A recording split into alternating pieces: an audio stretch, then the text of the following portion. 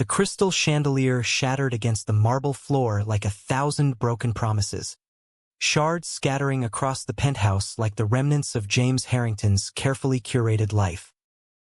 "You think you can just waltz in here and rewrite my story?" Ryan spat, his voice a venomous whisper that cut through the stunned silence of the partygoers, eyes blazing with the fire of a man who'd clawed his way out of hell.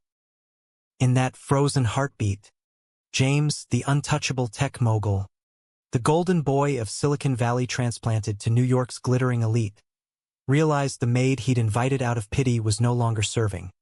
He was the one on his knees. James Harrington had always believed in reinvention.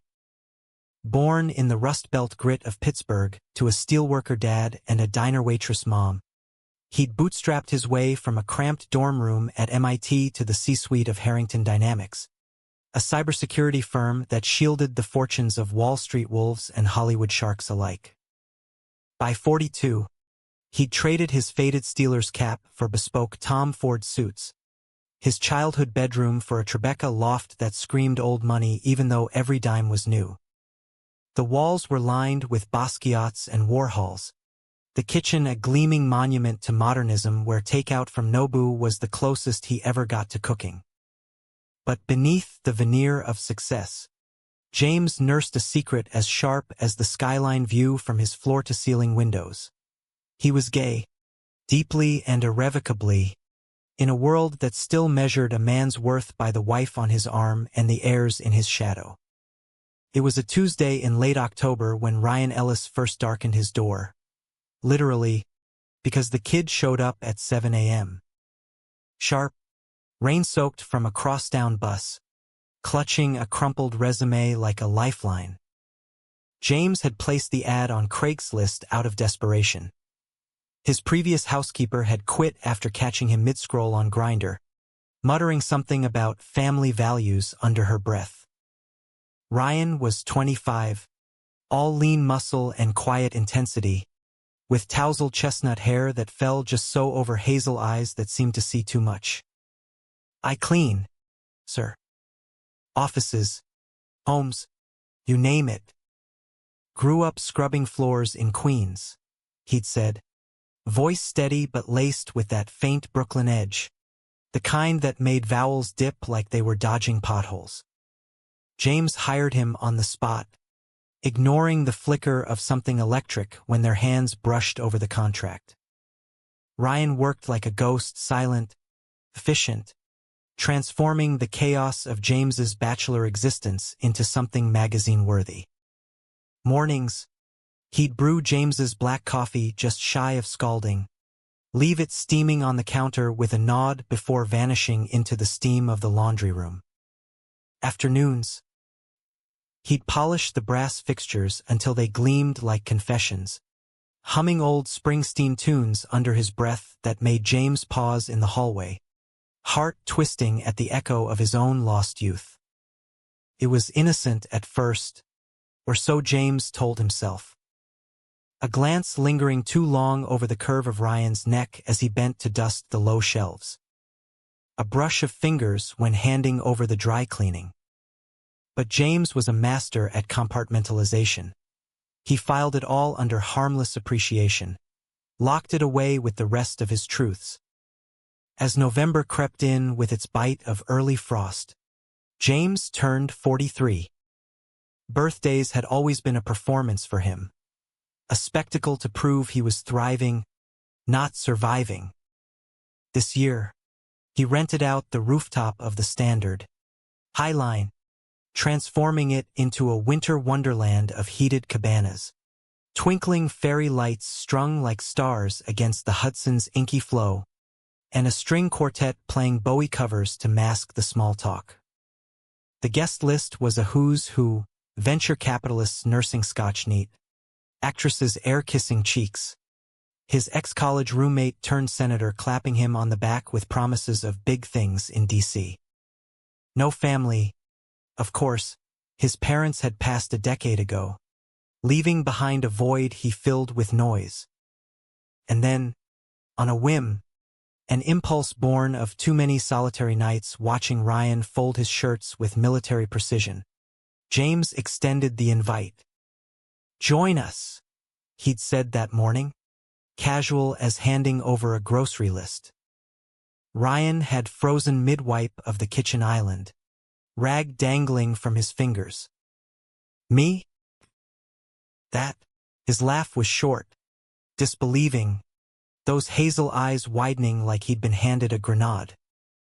James shrugged, feigning nonchalance. "Why not? You've earned it.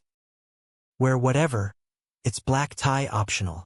Ryan's nod was slow, guarded, but when he left at noon, there was a spark in his step that James couldn't unsee. Felt like mercy, or maybe madness. Either way, it was done. The party hummed with the low buzz of excess by 9 p.m., the air thick with cigar smoke and the clink of heirloom crystal. James held court near the bar, his laugh a practiced baritone as he regaled a cluster of tech bros with tales of outmaneuvering Chinese hackers. "We don't just build walls. We make 'em invisible," he quipped, swirling his Macallan, but his eyes kept drifting to the elevator bank. Ryan was late, no text, no call. Paranoia prickled. Had he chickened out? Or worse, had James misread the whole damn thing? Then the doors slid open, and the rooftop fell into a hush that James would later swear was audible, like the hush before a storm breaks. Ryan stepped out not in the thrift store blazer James had half expected, but in a midnight blue velvet dinner jacket that hugged his frame like it was sewn on, crisp white shirt unbuttoned just enough to hint at the tattoo snaking up his collarbone. A coiled dragon, fierce and forgotten. His hair was slicked back, shoes polished to a mirror shine, and on his arm, nothing. Just him, striding forward with the poise of someone who'd walked red carpets, not mopped them.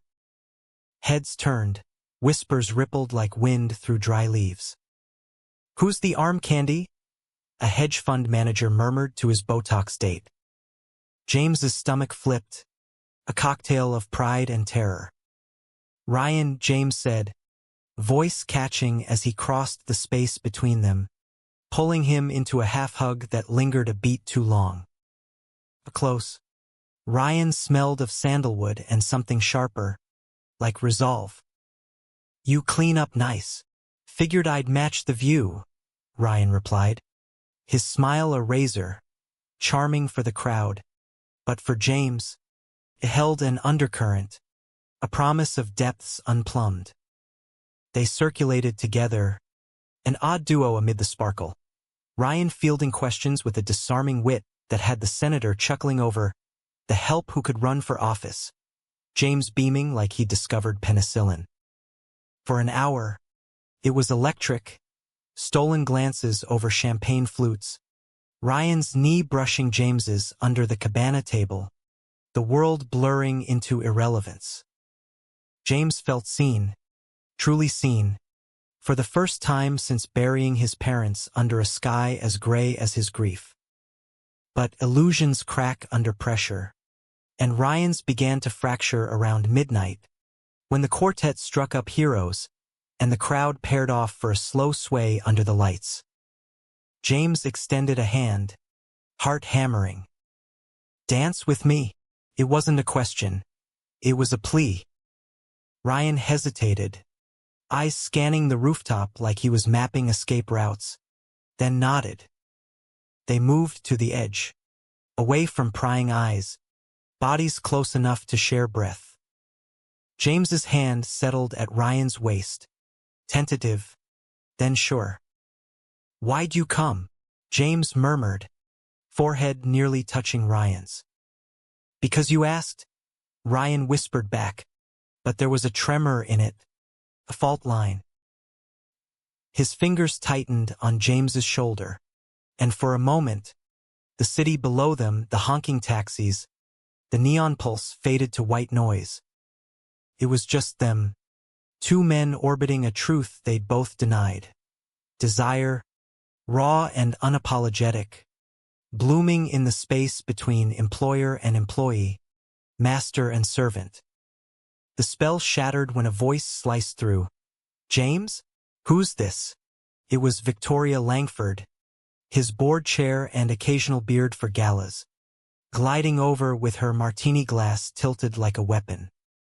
Her eyes raked Ryan from head to toe, narrowing at the familiarity in their stance. "New talent scout?" James pulled back, cheeks flushing under the scrutiny. "Victoria, meet Ryan Ellis. He's invaluable around the place." The words tasted like ash, reductive, untrue. Ryan's jaw clenched, but he extended a hand, cool as marble. "Pleasure. Harrington here's been keeping me busy." Victoria's laugh tinkled like breaking ice. "Oh, darling, we all keep busy. But do tell, how did Queen's boy land in this circus?" It was bait, wrapped in silk, and Ryan bit not hard, but enough to draw blood. "Grew up poor, clawed my way up." Sound familiar? His tone was light, but the edge was there, honed by years of side eyes and slammed doors. Victoria's smile froze. The circle around them thickened, drawn by the scent of drama. James stepped in, steering them toward the bar, but the damage was done. Whispers followed like shadows. "Wait, the maid? At the party?" Ryan downed his drink in one, slamming the glass down with a crack that echoed. "This was a mistake," he muttered to James, voice low and laced with regret. But James grabbed his wrist, thumb tracing the pulse point. "Stay. Please." And Ryan did, for the cake cutting, for the toasts that painted James as invincible. But as the candles guttered out, Ryan slipped away to the railing, staring at the river like it held answers. James joined him, the wind whipping their ties. "Talk to me," James urged, shoulder to shoulder. Ryan exhaled, long and shaky. "You don't know me, James." "Not really." The resume? Half-truths. "I didn't just clean houses in Queens, I ran from them. Dad was a cop, beat the gay out of me with his fists till I was black and blue. Mom pretended it wasn't happening. I hit the streets at 17, couch surfing, stripping at clubs to eat. That dragon," he tugged his collar, revealing the ink in full scales etched with dates. Names faded like scars. "For the ones I lost. Friends to overdoses. Raids. Hate." James's throat tightened, the city lights blurring. "Why tell me now?" "Because you looked at me like I was more than the mop in the closet. But this," Ryan gestured to the party, "the glamour. It's a fairy tale, and I'm no prince." "You're wrong," James said fiercely, turning Ryan to face him. Their breaths mingled, close enough for the spark to ignite. James leaned in, the kiss tentative, then consuming, Ryan's hands fisting in his jacket as if anchoring to reality. It was fire and forgiveness, the taste of whiskey and want. When they broke apart, gasping, the rooftop had gone still, eyes on them like spotlights. Victoria's gasp broke the trance. "James, what the hell?" The fallout was swift, a domino cascade. Phones buzzed, paparazzi alerts, board members texting ultimatums. "Investor pullout," one read. "Family values clause," another. Ryan's face drained of color. "I should go." "No," James snarled, rounding on the crowd. "Stay. All of you listen." He climbed onto a cabana ottoman, Ryan's hand in his, voice booming over the quartet's abortive notes. "This man, this incredible man, cleans my messes, Sees my soul when I can't. And yeah, I love him. Deal with it, or get the fuck out. Gasps. Then applause, scattered at first. Then swelling from the younger guests, the allies in the shadows. Victoria stormed off, heels clicking like gunfire, but others lingered, clinking glasses in tentative solidarity. Ryan stared at James, eyes wet with something like awe. You just blew up your empire. Worth it? James whispered, pulling him close as the first snow flurried down, blanketing the rooftop in quiet possibility. But empires don't crumble quietly, and betrayals brew in the dark. By dawn, as James and Ryan tangled in the loft's king-sized bed, sheets twisted. Bodies mapping new territories, the first crack appeared. Email from Victoria. Leaked photos from the party. Time-stamped kisses splashed across TMZ with the headline, Tech Titan's closet comes crashing out. James's phone exploded. Calls from lawyers. His sister in Ohio leaving voicemails thick with tears. How could you hide this? Jamie, we're family. Ryan stirred beside him, tracing lazy circles on James's chest. Told you. Fairy tales end. Not ours, James murmured, kissing his temple. But doubt seeded, sprouting thorns. The weeks blurred into a siege. Board meetings turned inquisitions. Investors cited distractions, code for discomfort. James fought back. PR spins, diversity pledges, but the vultures circled. Ryan, meanwhile, became his anchor and his ache. Mornings, they'd wake to sunlight slanting through blinds, Ryan's head on James's thigh as they read the trades over coffee. They're calling you the silicon closet case, Ryan teased one day, but his laugh didn't reach his eyes. Nights were sanctuary. Slow dances in the living room to Coltrane records, Ryan's stories unfolding like petals. His first love, a barista named Marco lost to AIDS in the 90s revival, the shelter volunteer who taught him to code on donated laptops. James shared too, his MIT crush on a lacrosse jock who called him a slur after one fumbling kiss, the grinder hookups that left him hollow. I built walls to keep you out, James confessed one evening, rain lashing the windows. But you snuck in anyway. Ryan's grin was wicked. Maids are sneaky like that. It was love, messy and profound, stitched from vulnerability.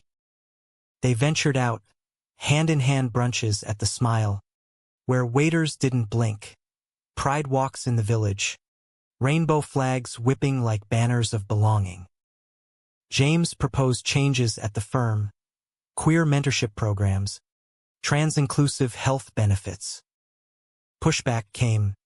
Vicious, anonymous emails calling Ryan a gold-digging opportunist, whispers that he'd seduced James for a payout. The betrayal hit on a Friday in December, snow blanketing Central Park like a shroud. James was in a strategy session when his assistant burst in, face ashen. Sir, it's Ryan. He's gone. The loft was a crime scene of absence. Ryan's duffel vanished, the dragon tattoo sketchpad left open to a half-finished portrait of them. James laughing. Free. A note on the counter. In Ryan's looping script, can't be your downfall. You deserve the empire. Find someone who fits the frame. R.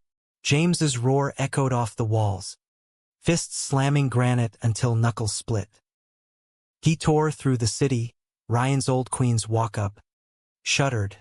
The club where he'd stripped, now a hipster dive with no leads. Calls went to voicemail, texts unread. Desperation clawed. Had it all been a con? The polish, the stories, fabricated for a mark? The board meeting the next day was a lynching. Victoria, smug in pearls, slid a folder across the table, printouts of Ryan's real resume. Not just a cleaner, a disgraced journalist, fired from the Village Voice for fabricating sources in a piece on queer undergrounds. He used you, James. Played the victim to infiltrate. And you handed him the keys. Rage and grief warred in James's chest. He stormed out, driving aimlessly through the blizzard until tires spun on black ice, the Hudson a dark ribbon below. In the hospital, concussion, bruised ribs, he lay staring at the ceiling, replaying every touch, every whisper. Betrayed, or broken by the world's weight, Christmas Eve found him alone in the loft. Fairy lights mocking from the tree Ryan had helped trim. A knock shattered the silence. Hesitant, then insistent. James yanked the door open to Ryan, snow-dusted and hollow-eyed, clutching a battered envelope. "I didn't run for the reasons you think," Ryan said, voice cracking as James hauled him inside, slamming the door on the cold. They collapsed onto the couch, Ryan's confession spilling like blood from a vein. The fabrication? A desperate lie to expose a corrupt club owner preying on rent boys. He'd taken the fall to protect sources, blackballed ever since. The note? Panic? Pure, after Victoria's threats. Anonymous calls warning Ryan to disappear or be disappeared. He'd holed up in a friend's basement, wrestling demons, convinced his love was James's noose. Why not fight? James demanded, tears hot on his cheeks. We could've, because I love you too much to watch you burn. Ryan cupped his face, thumbs brushing salt away. But I can't stay away. You're my home, James. Wrecked or not, the kiss was salvation. Fierce, forgiving, sealing cracks with heat. They made love by firelight, bodies a testament to resilience, whispers weaving promises. No more hiding, no more halves. New Year's dawned with reinvention, redux. James stepped down as CEO, not in defeat but defiance, launching a foundation for queer youth, funding shelters with Ryan at his side. No longer the Maid but the co-founder, his equal in ink and intention. The empire, shrunken, but authentic. Headlines shifted, from closet to cornerstone, Harrington's bold pivot, and on the anniversary of that rooftop reveal, under the same fairy lights now strung in their Brooklyn brownstone, traded for the loft's isolation, they renewed vows in a quiet ceremony, James's sister toasting with reluctant warmth, Ryan's chosen family raising glasses to the dragon that had finally found its sky. In the end, the tables hadn't just turned. They'd shattered, rebuilding into something truer. Love, James learned, wasn't a party invite, it was showing up, every damn time, with your whole, scarred self. The morning after the rooftop revelation, James woke to a world remade in shades of gray.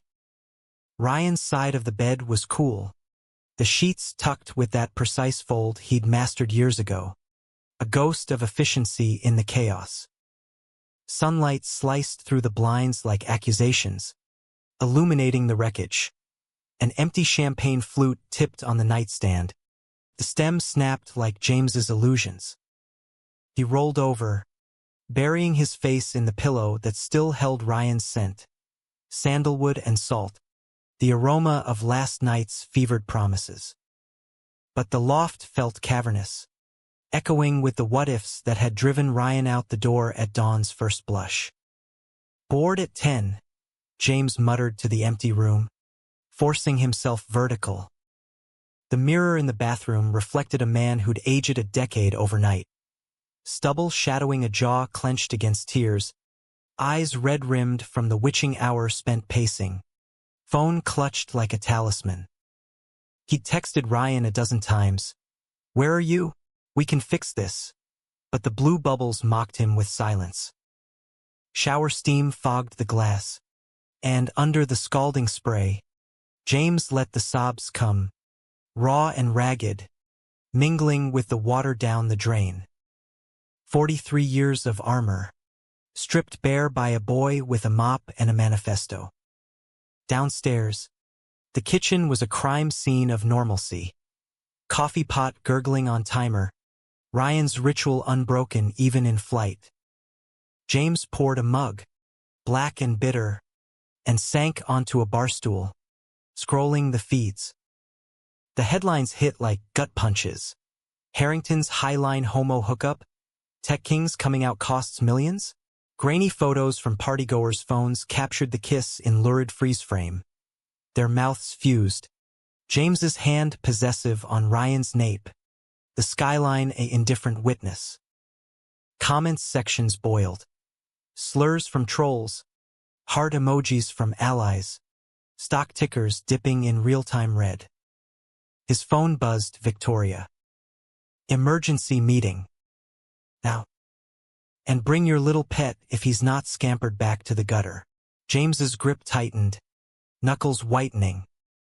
He dressed in armor, charcoal Armani, tie knotted like a noose, and stormed into the elevator, the descent mirroring his mood. The Harrington Dynamics headquarters loomed in Midtown, a glass monolith reflecting the winter sun like a smug god. The boardroom on the 52nd floor was a war chamber. Walnut tables scarred from decades of deals, walls papered in muted abstracts that screamed, "We have taste but no soul." Victoria presided at the head, her silver bob impeccable, pearls a choker of judgment. Flanking her, the CFO, a balding weasel named Hargrove, the lead VC, Elena Vasquez, arms crossed over her Chanel, and a handful of suits James had mentored, now averting eyes like guilty lovers. James, Victoria purred as he entered, gesturing to a seat like it was a throne of thorns. Sit. We've got damage control. He remained standing, palms flat on the table. Damage? You mean opportunity. Laughter. Sharp and sparse, Hargrove's wheezed the loudest. Victoria slid a tablet across. Projections, plummeting lines like ski slopes to hell. 20% investor flight overnight. Whispers of a class action from conservative clients.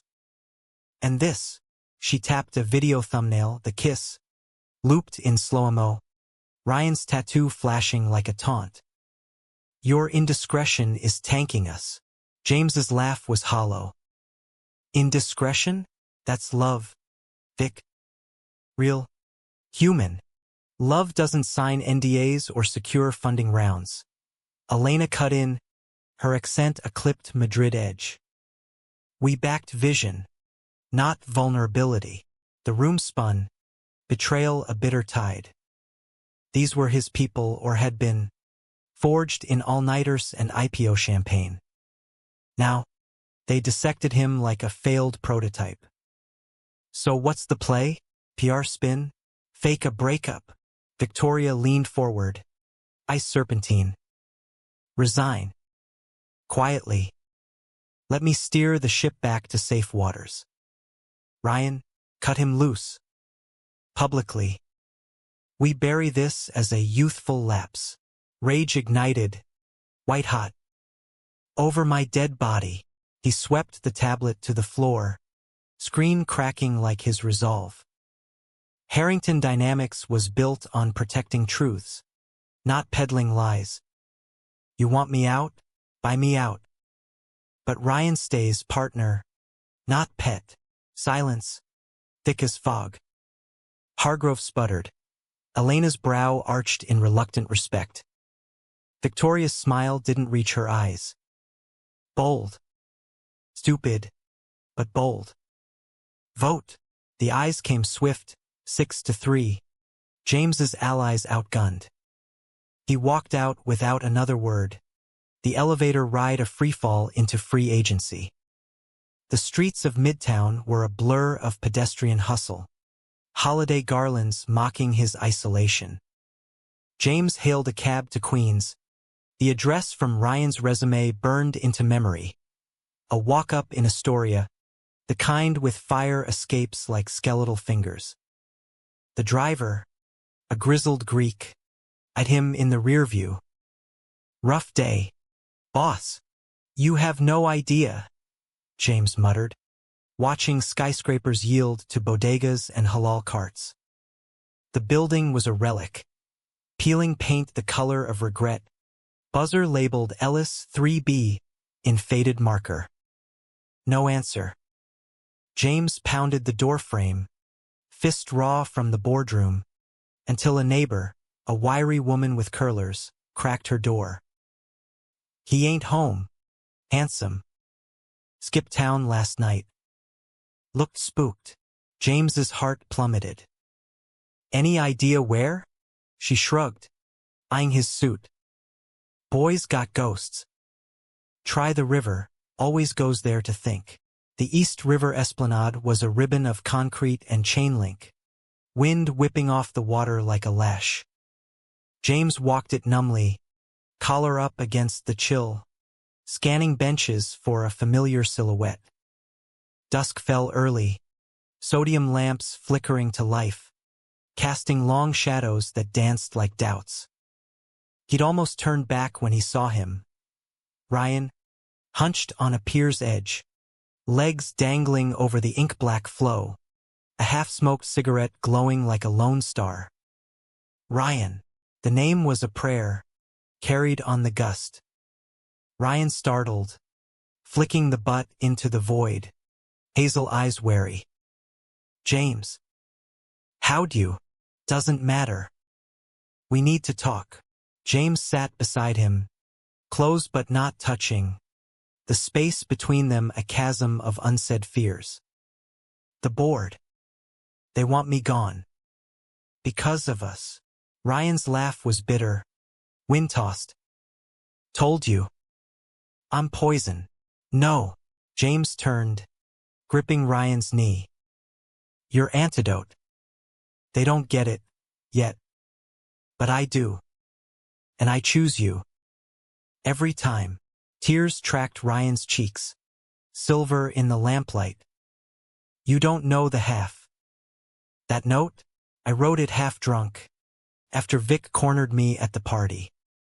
Said she'd ruin me, dig up dirt, make sure I never worked again. And she did. Those sources in my firing? Real kids. Real stories. I took the hit to shield them. But now, you're collateral. James pulled him into an embrace, Ryan's shudders sinking with the tide's lap. Then we fight together. No more solo acts. They stayed until full dark, hands entwined, plotting in whispers, lawyers for libel, allies in the press, a pivot from defense to advocacy. The walk back to the subway was arm in arm, defiant, a middle finger to the stares from joggers and dog walkers. On the platform, waiting for the F train, Ryan leaned in, lips brushing James's ear. Love you, you know. Even when you're a stubborn bastard. Mutual, James replied, stealing a kiss as the train roared in. The world be damned. Back in Tribeca, the loft transformed into command central, laptops humming with research, takeout boxes fortifying their war room. Ryan's duffel unpacked for good, his clothes mingling with James's in drawers, a quiet claiming. Nights blurred into strategy sessions laced with tenderness. Ryan's head in James's lap as they drafted op-eds. James's fingers carding through chestnut strands, murmuring encouragement. You're brilliant, he'd say, kissing knuckles scarred from bar fights past. And mine, but intimacy unearthed landmines. One evening, post-lovemaking, bodies slick, breath sinking, Ryan froze atop him, eyes distant. Marco, he confessed later, tracing James's sternum. My first. Died in '98, cocktail of pills and pneumonia. I was 19, holding his hand in that godforsaken ward. Promised I'd live loud for him. But fear's a hell of a silencer. James held him through the sobs, his own ghosts rising, the jock's rejection, a bottle of Jack and a razor blade in a freshman dorm, talked down by a RA who'd become his first real friend. We survived, James whispered. Now we thrive. The counteroffensive launched mid-January, snowdrifts piling like defenses. James's resignation letter went viral. Not defeat, but declaration. Harrington dynamics will evolve or dissolve. Pride isn't a liability. It's our legacy. Ryan co-authored it, his byline a stake in the ground. Protests erupted outside HQ. Queer activists waving signs, "Love logs in," countered by suits with briefcases and bile. Elena defected, leaking memos proving Victoria's sabotage. Planted stories, coerced testimonies from ex-employees. The climax crested at the annual gala, black-tie battlefield in the Met's Temple of Dender. James arrived on Ryan's arm, both in bespoke velvet, Ryan's jacket echoing that fateful party night, a nod to rebirth. Victoria held court near the obelisk, her faction a phalanx of pearl clutchers. "Slumming it?" she sneered as they approached, glass raised like a toast to ruin. Ryan stepped forward, voice steady as steel. "Nah. Upgrading. And we've got receipts." He tapped his phone. A projector feed, hijacked by allies, flickered to life on the far wall. Emails, recordings, Victoria's voice dripping venom. "Bury the maid. Bury the boss." Gasps rippled through the crowd, flashbulbs popping like gunfire. Hargrove blanched. Elena smirked from the sidelines. Victoria lunged for the controls, but James blocked her, calm as a king. "Game over, Vic. Resign, or we go public, full forensic." She crumpled, mask slipping to reveal the hag beneath. Fear, fury, a lifetime of closets cracking her spine. "You think this wins? They'll eat you alive." "We'll feed them truth," Ryan said, hand in James's, united front. The board reconvened at dawn. Victoria ousted in a 9-1 vote, her lone dissenter a ghost. James reclaimed the helm, restructured with Ryan as Chief Impact Officer. Initiatives for LGBTQ+ coders. Safe spaces in every branch. The stock rebounded. Not on spin but substance, clients flocking to the fearless firm. Spring bloomed tentative. Cherry blossoms dusting the high line like confetti. James and Ryan walked at one April dusk, hands swinging, the river a mirror to their mended scars. Table turned, Ryan quipped, bumping James's hip. Turned, and then some. James stopped, pulling a velvet box from his pocket, simple platinum bands, engraved with dragons entwined. "Marry me? Not for show. For us." Ryan's yes was a sob, sealed with a kiss that tasted of forever. Yet humanity's arc bends slow, and scars linger. A year on, at their wedding in a Hudson Valley barn, sister beaming, chosen kin toasting, James caught Ryan staring at the cake knife, eyes shadowed. "Ghosts?" he asked later, in their honeymoon suite. Ryan nodded, curling close. "But you've got the exorcist gig now." Laughter, then lovemaking, gentle, profound, a liturgy of touch.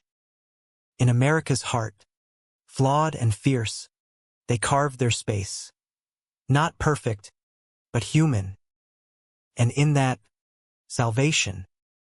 Summer settled over New York like a heavy quilt, the kind that smothered secrets and amplified sins.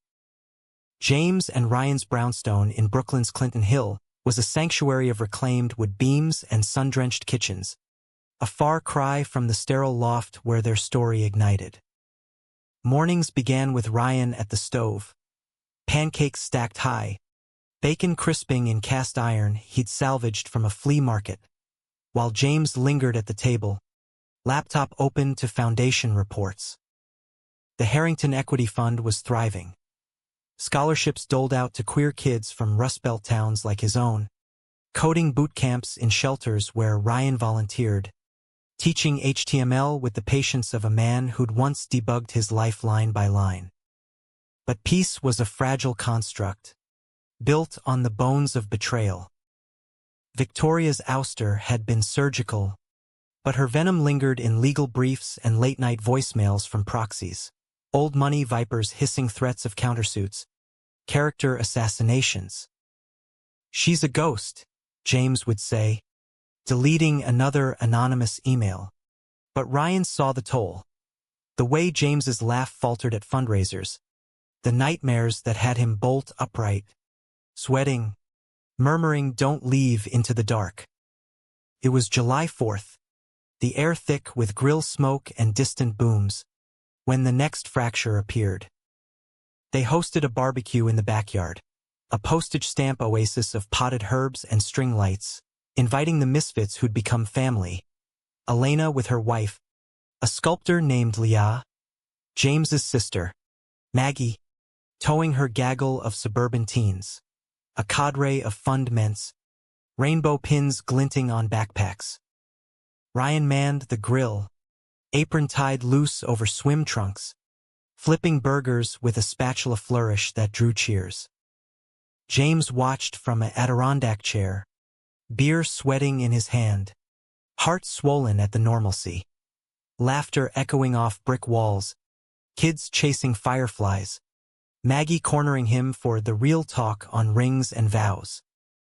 "Never thought I'd see you domesticated," she teased, squeezing his knee. Maggie was 50 to his 44, a high school counselor in Ohio with laugh lines earned from PDA wars and a divorce that left her wiser, not bitter. She'd flown in for the wedding planning. Her initial shock at the rooftop reveal mellowed into fierce advocacy. Email chains with their late parents' priest, bridges burned and rebuilt. "Blame him," James nodded at Ryan, who caught his eye and winked, flipping a burger onto a bun with theatrical spin. "Turns out, love's the ultimate hack." The evening peaked with sparklers and stories. Ments sharing before the fund tales of couch surfing and conversion camps, Ryan's arm around one kid's shoulders, murmuring "you got this." As dusk deepened, the group dispersed, leaving bottles clinking in the recycling and embers glowing in the pit. James and Ryan collapsed on the porch swing, feet tangled, watching the neighborhood erupt in amateur pyrotechnics. "Perfect," James sighed, nuzzling Ryan's neck. "You make it all easy." Ryan's chuckle was low, rumble against James's chest. "Liar. But thanks for pretending." The swing creaked, a metronome to their quiet. Ryan's fingers traced James's wedding band, platinum, dragon-etched, a talisman from their spring ceremony.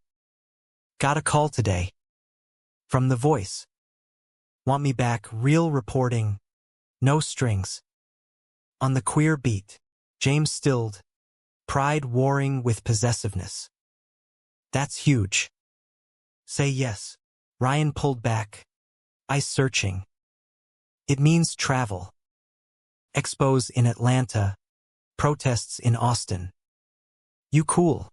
"Course." Lie, the thought of empty beds gnawed, echoes of that post-party flight. But growth demanded space. He'd learned that carving turkey with Maggie's kids, seeing Ryan's ease with their chaos. Just text. A lot. Deal. Ryan's kiss was seal and spark, deepening until the swing groaned protest. They stumbled inside, trail of clothes marking the path to the bedroom, shirt on the banister, trunks in the hall. Under the ceiling fan's lazy whirl, they moved like a ritual, slow explorations, James mapping the freckles across Ryan's shoulders like constellations. Ryan's gasps a litany of yes, there. It was worship. This, bodies as ballot, voting trust into existence. But August brought the storm. James's phone rang at 3 a.m., the shrill tone yanking him from sleep. Ryan stirred beside him, mumbling boss, as James fumbled the device. Elena's voice, taut as wire, Victoria. She's dead. Overdose, pills, in her Beekman Place apartment. Left a note. Names you. Both of you. The world tilted. James dressed in the dark. Ryan insistent at his heels. I'm coming. The cab ride to the precinct was a tunnel of silence. City lights streaking like accusations. Victoria Langford, 68, found slumped in a clawfoot tub, empty Chanel bottle beside a tumbler of gin. The note, scrawled on monogram stationery. They took everything. The boy poisoned the well. James, you were my son once. Forgive? No. Rot. Reporters swarmed the steps like locusts, flashes blinding as detectives ushered them in. Hargrove waited in a conference room, face sallow under fluorescence. Suicide. Ruled clean. But the note. It's viral. Twisting it into bullying by the gays. Stocks tanking again. Ryan's hand found James's under the table. Squeeze a lifeline. Bullshit. She sabotaged us first. The detective, a burly Irishman named O'Connor with a mustache like a broom bristle, nodded wearily. We know. But public opinion's a bitch. You two were at the gala. Witnesses say she unraveled after your showdown. James's stomach churned. We exposed her crimes. Corruption. Harassment. Save the speech, O'Connor grunted, flipping a notepad. Just need statements. Then lawyer up. Hours blurred. Questions like scalpels, peeling back the gala's glamour to raw nerves. Ryan's account was steel, calm recitations of threats. Recordings played on his phone like evidence in a trial. James faltered, voice cracking on Victoria's son line, the ghost of mentorship haunting. Late nights mentoring her through her own divorce, toasts to family that now curdled. She was broken long before us, he said, more to himself. Outside, the scrum thickened. Maggie, flown in again, shielding them with her minivan rental, honking through the gauntlet. Get in. Idiots. Back at the brownstone, she brewed tea strong as her will, herding them to the kitchen table. Spill. All of it. Ryan broke first, head in hands. This is my fault. I pushed the projector, humiliated her. Maggie snorted. Maternal steel. Bull. She built her own pyre. You two, you lit a match for truth. That's not sin. That's salvation. James watched Ryan unclench, shoulders dropping under Maggie's hug. Gratitude swelled. For her, for this patchwork kin. But sleep evaded, the couple tossing in sheets twisted by what-ifs. Dawn found them on the fire escape, coffee steaming, watching the neighborhood stir. Bodega owner hosing sidewalks, joggers pounding pavement.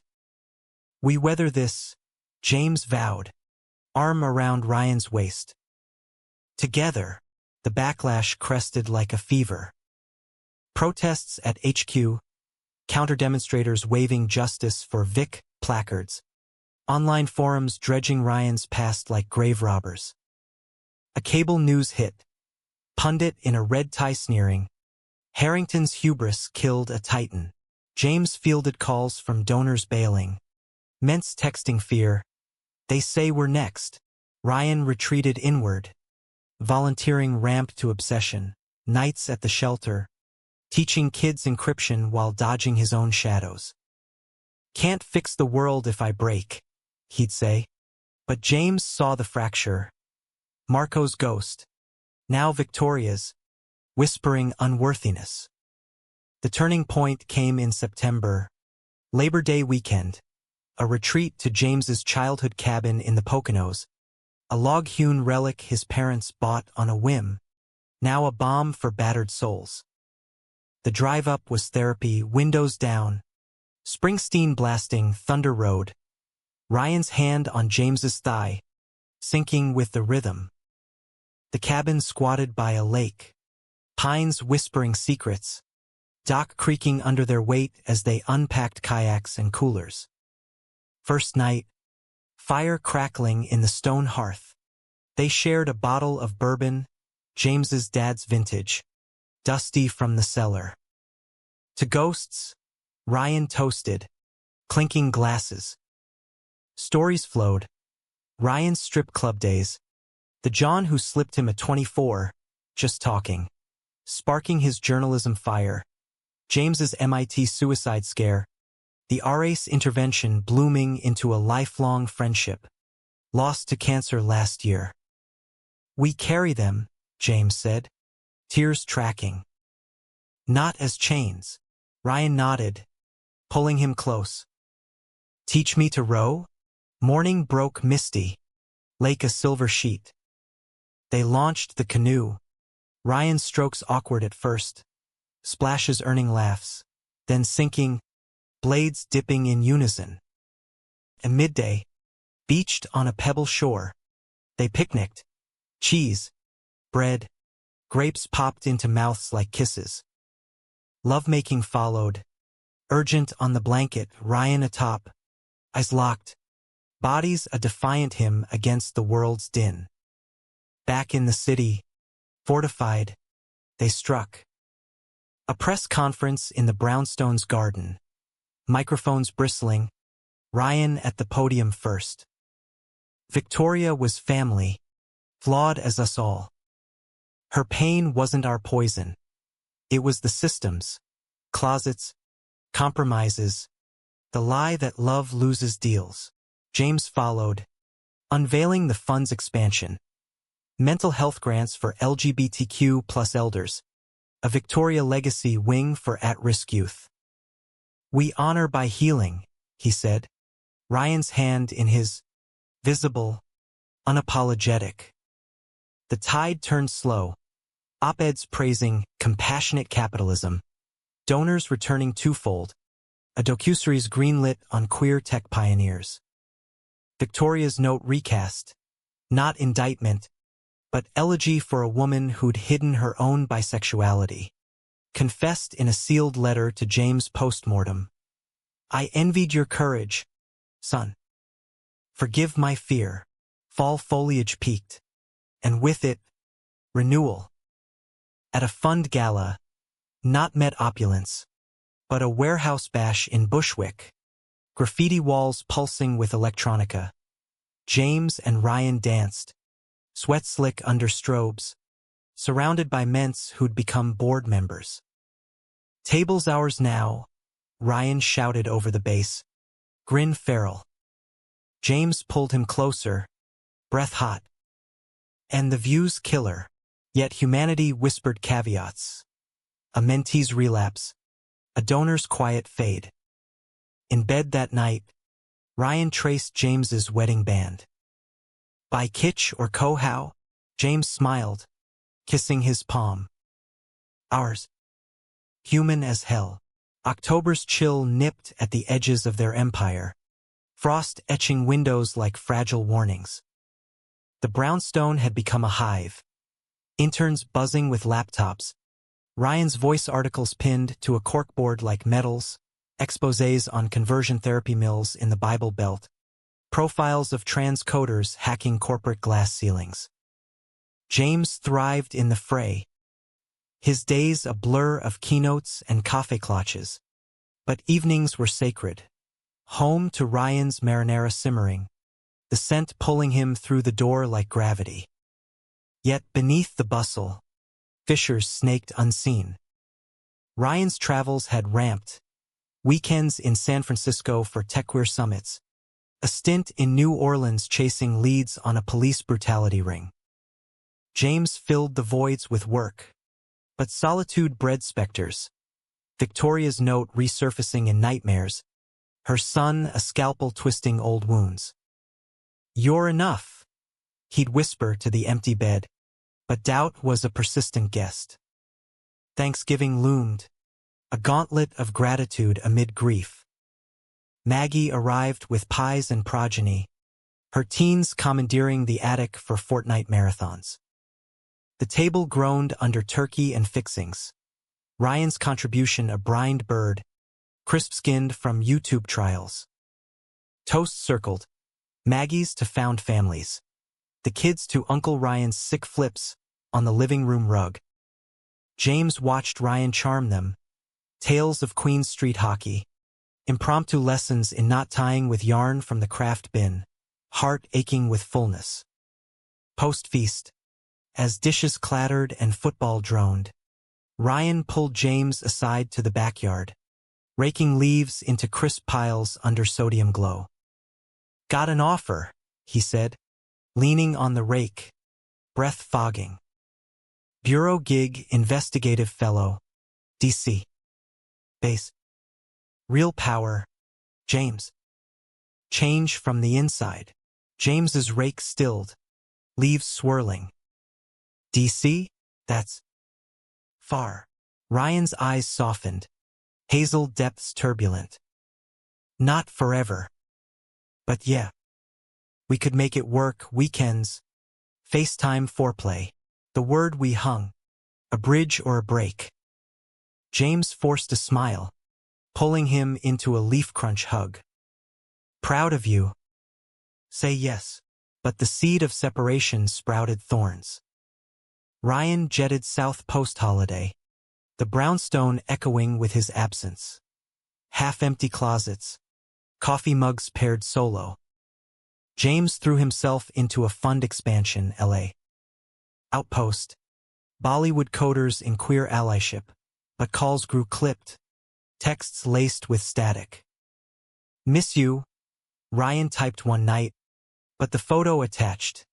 A dimly lit bar with colleagues, arms slung casual over a colleague's shoulder, stung like salt.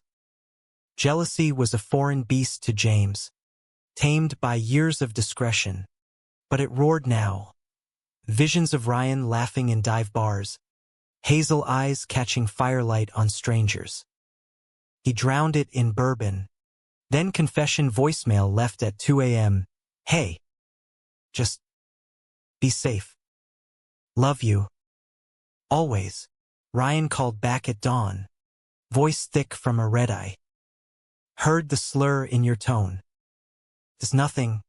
Babe, networking. Come visit. See for yourself." James did, boarding a shuttle to Reagan, nerves jangling like loose change. D.C. was a pressure cooker, monuments marble stern, traffic a snarl of ambition. Ryan's temporary setup was a Georgetown row house sublet charmed, with ivy and exposed brick, but the air hummed with transients. Unpacked boxes, a calendar scrawled with meets. "Home away," Ryan grinned, pulling him through the door for a hallway kiss that bruised with need. The weekend was a bomb. Monuments strolled hand in hand, ignoring stares from Hill staffers. A Nationals game, hot dogs and cheers drowning lobbyist glares. Nights tangled in 400 thread sheets. Ryan's moans a map of reconciliation. "See? Solid." Ryan murmured Sunday morning. Coffee in bed. Sunday times splayed. James nodded, tracing the dragon tattoo. Solid.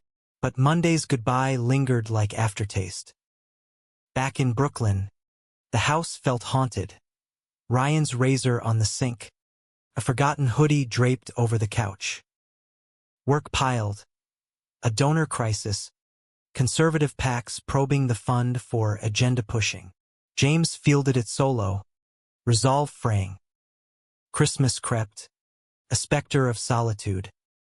Ryan promised home, but a blizzard grounded flights, stranding him in a Dulles lounge with cranky texts. Stuck. Love you. Bake cookies for me? James did. Alone. Gingerbread men with lopsided grins. Oven mitts mocking his one-handed effort. Maggie called. Sensing the strain.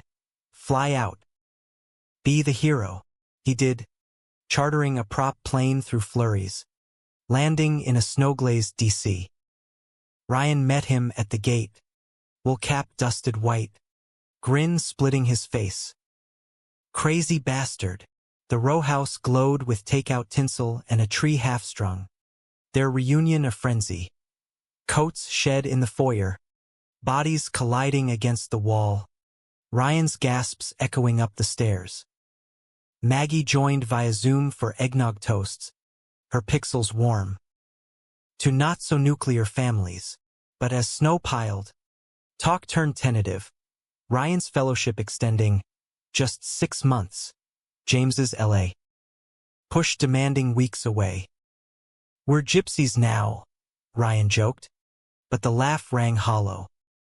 New Year ticked in with champagne and caution. Back in Brooklyn, the thaw brought revelations. February, Ryan home for a long weekend. They hosted a fund mixer, queer philanthropists in the parlor, jazz trio in the garden. Amid schmoozes, James caught Ryan in the kitchen. Phone to ear. Voice low. Yeah. Keep it quiet. Not ready. Hanging up. Ryan startled. Work. Source. James's gut twisted. Who? Ryan sighed, pocketing the device. Old flame. From the club days. Needs help, bad debt. Bad ex. I'm wiring cash.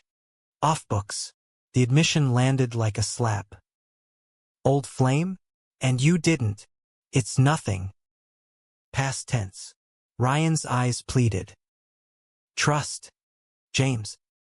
Please. Trust, the word a razor's edge. James nodded, but the seed festered, watered by distance. March Madness hit. Ryan's exposé dropped, a bombshell on D.C. Lobbying against queer rights. Citations flooding his inbox. Celebrations were virtual. James toasting solo with Merlot. Pride mingling with pique. Then, the call? Elena. Voice grave. Check page 6. Now, the headline seared. Harrington's hubby in honeypot? Reporters source spills on steamy D.C. Dalliance. Blurry photo. Ryan at that bar. Arm not casual, intimate. Lips near the man's ear. Anonymous quotes. He's playing the field. James deserves better. James's world inverted. He confronted Ryan that night. Flight delayed. Voice trembling over speaker.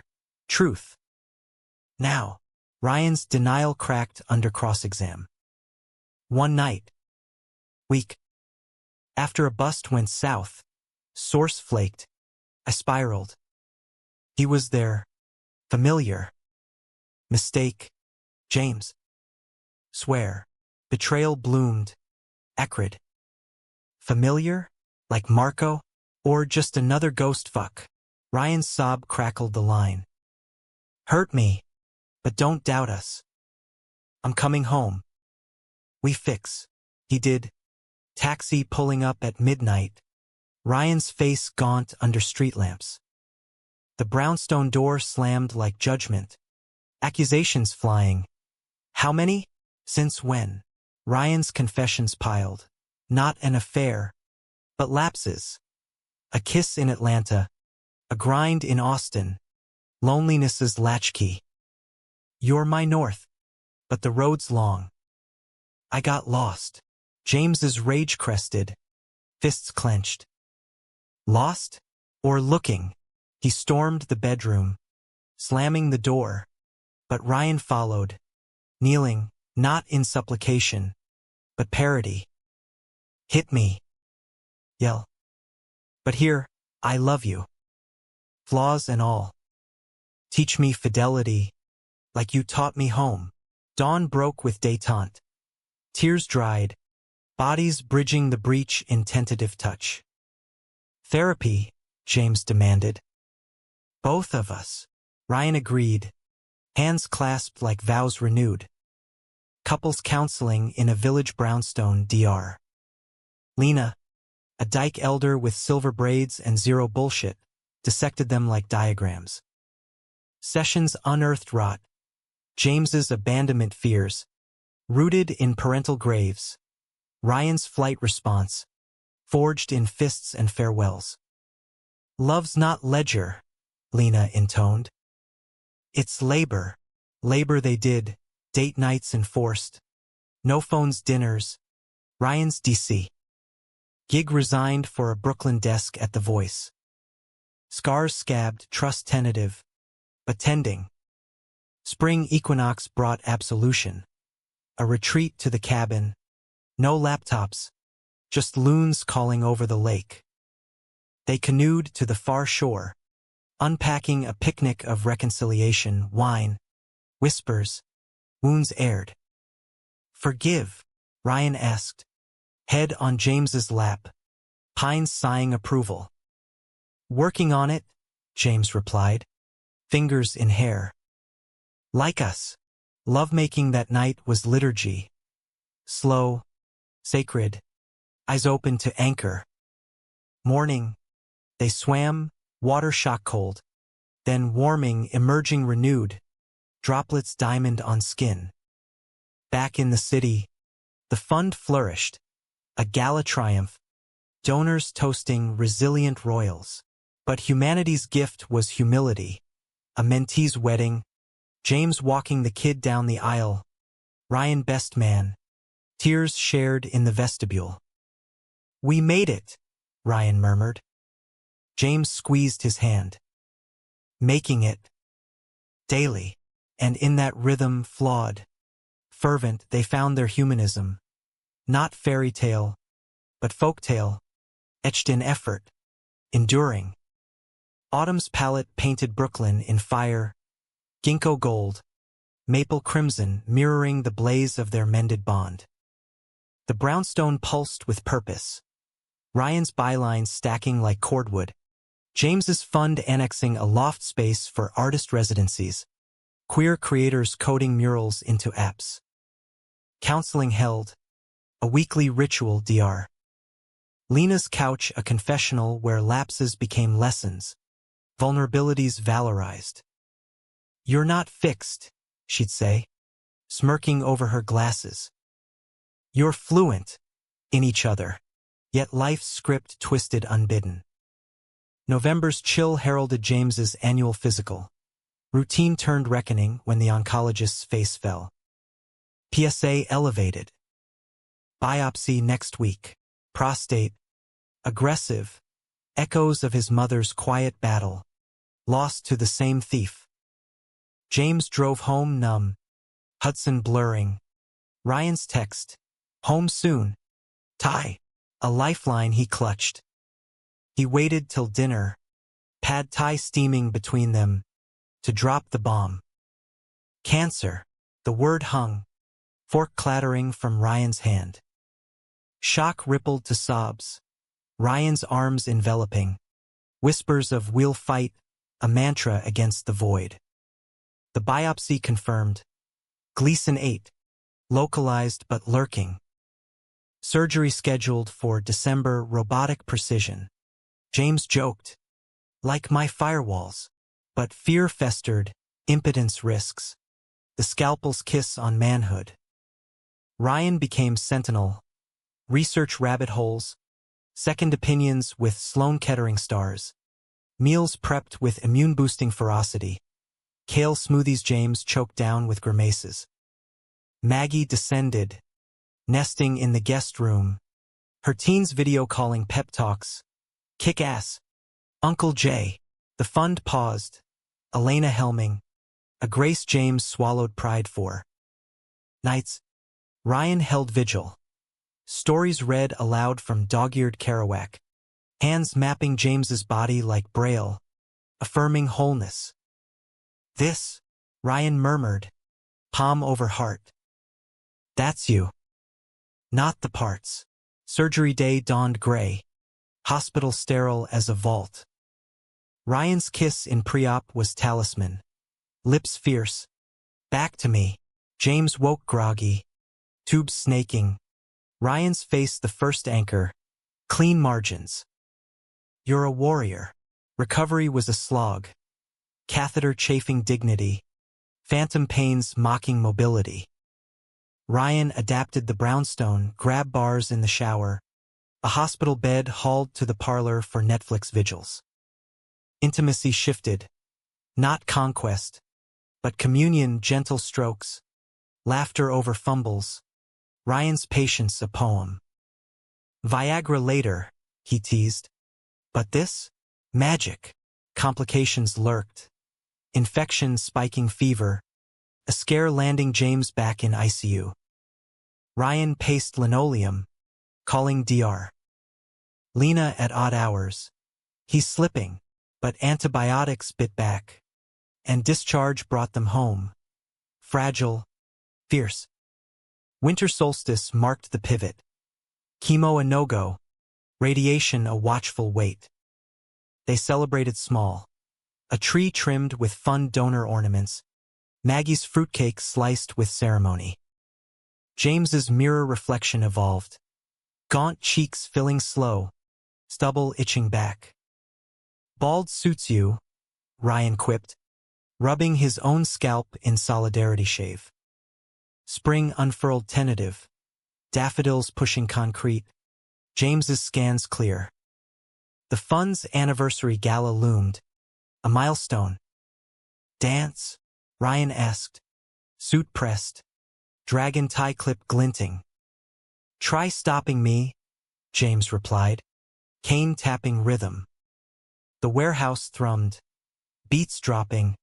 Bodies swaying under projections of men's code art. Glitchy rainbows cascading walls. James and Ryan took the floor. Slow circle amid the frenzy. Cane hooked on Ryan's belt. Steps synced from months of rehab waltzes. Eyes locked.